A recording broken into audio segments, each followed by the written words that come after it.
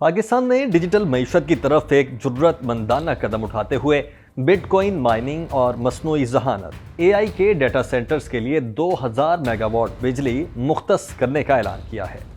इस मंसूबे की क़यादत पाकिस्तान क्रिप्टो काउंसिल PCC कर रही है, जो वजारत खजाना के मातहत एक सरकारी इदारा है। वजारत खजाना के मुताबिक इस इकदाम से इजाफी या गैर इस्तेमाल शुदा बिजली को मुनाफा बख्श असासे में बदला जाएगा। अरबों डॉलर की बराह रास्त गैर मुल्की सरमायाकारी आएगी, रोजगार के हजारों मौके पैदा होंगे, हुकूमत को कीमती ज़र मुबादला हासिल होगा। मगर ये बिटकॉइन टेक्नोलॉजी और माइनिंग क्या है, पहले ये समझ लेते हैं। बिटकॉइन एक डिजिटल करेंसी है जो ना तो किसी हुकूमत के ज़ेरे कंट्रोल है और ना ही किसी बैंक की मोहताज है। इसे 2009 में सातोशी नाकामोतो नामी एक नामालूम शख्स या गिरोह ने मुतारिफ करवाया। ये करेंसी सिर्फ इंटरनेट पर मौजूद है और इसे दुनिया की पहली डिसेंट्रलाइज्ड करेंसी माना जाता है। बिटकॉइन का बुनियादी ढांचा ब्लॉकचेन नामी टेक्नोलॉजी है। ब्लॉकचेन एक डिजिटल लेजर या खाता होता है। इसमें तमाम ट्रांजैक्शंस का रिकॉर्ड एक मखसूस तरतीब से ब्लॉक्स में महफूज होता है और हर ब्लॉक पिछले ब्लॉक से मुंसलिक होता है। अब बात करते हैं बिटकॉइन माइनिंग की। बिटकॉइन माइनिंग एक डिजिटल कानकनी है जिसमें कंप्यूटर्स बिटकॉइन हासिल करते हैं। नेटवर्क पर जो भी ट्रांजैक्शन होती है वो माइनर्स को जाती है। माइनर्स अपने कंप्यूटर से एक मुश्किल रियाजियाती मसला हल करते हैं जो ब्लॉक को वेरीफाई करने के लिए ज़रूरी होता है। जो पहला माइनर ये मसला हल करता है वो इस ब्लॉक को ब्लॉकचेन में शामिल करता है। इसके बदले में नेटवर्क इसे नए बिटकॉइन से इनाम देता है। यही है माइनिंग रिवॉर्ड। हर 10 मिनट में नया ब्लॉक बनाने के लिए कंप्यूटर्स को तेज़ रफ्तारी से काम करना पड़ता है और बिटकॉइन की कदर बढ़ने के साथ माइनर्स और बिजली की खपत भी बढ़ती रहती है। कैम्ब्रिज यूनिवर्सिटी के मुताबिक बिटकॉइन नेटवर्क इस वक्त सालाना 187 टेरावाट आवर बिजली इस्तेमाल कर रहा है।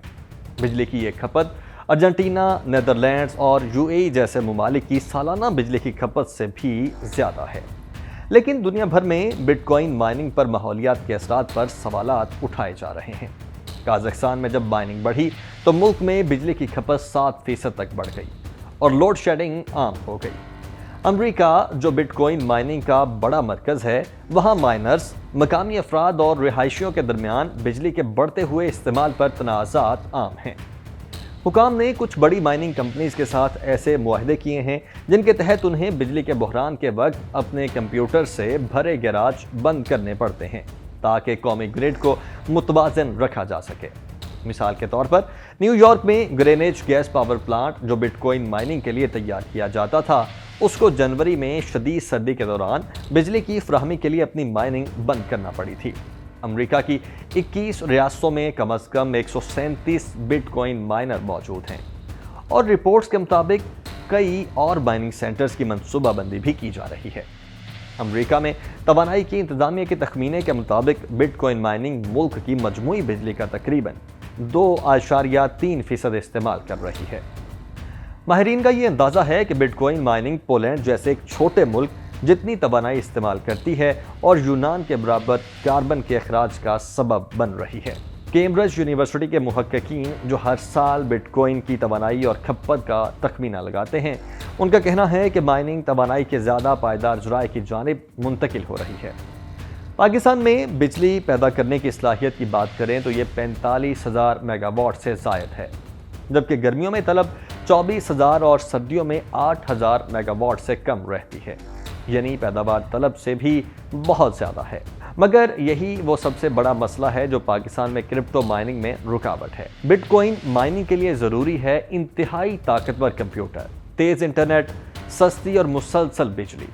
माहिरीन के मुताबिक क्रिप्टो माइनिंग तभी फ़ायदे में है जब बिजली की कीमत 4 से 5 सेंट फी यूनिट हो। पाकिस्तान में ज़्यादातर बिजली दरामदी कोयले से बन रही है जिसकी लागत ही 10 सेंट फी यूनिट तक पहुँच जाती है। हुकूमत अगर 8 सेंट के रेट पर माइनिंग के लिए बिजली दे तो ये कीमत इससे ज़्यादा है जिस पर आप मार्केट से बिटकॉइन खरीद सकते हैं। पाकिस्तान में आज भी शदीद गर्मी के दिनों में लोड शेडिंग का दौरानिया बढ़ जाता है। हालांकि मुल्क बिजली की पैदावार में खुद कफील है और मजमूई पैदावार मुल्क की तलब से 2 गुना है।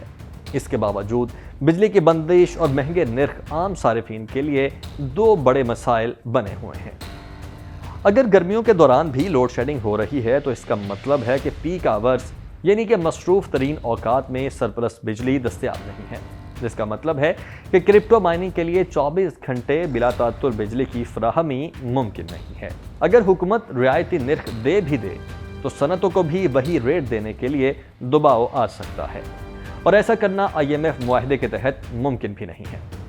حکومت اگر خود یہ مائننگ کرے یعنی پاور پلانٹس کو ادائیگی تو ویسے بھی کر رہی ہے، تو اس بجلی کو ضائع کرنے کے بجائے مائننگ میں استعمال کرنا فائدہ مند ہو سکتا ہے۔ اس سے گردشی قرض کم ہو سکتے ہیں، لوڈ شیڈنگ میں کمی آ سکتی ہے اور ملک کو ڈالرز میں آمدنی حاصل ہو سکتی ہے۔ اگر ڈیٹا سینٹرز پاکستان میں لگتے ہیں تو مقامی ڈیٹا پر خود مختاری بڑھے گی، انجینئرنگ، IT اور ڈیٹا سائنس جیسے شعبوں میں روزگار بڑھے گا۔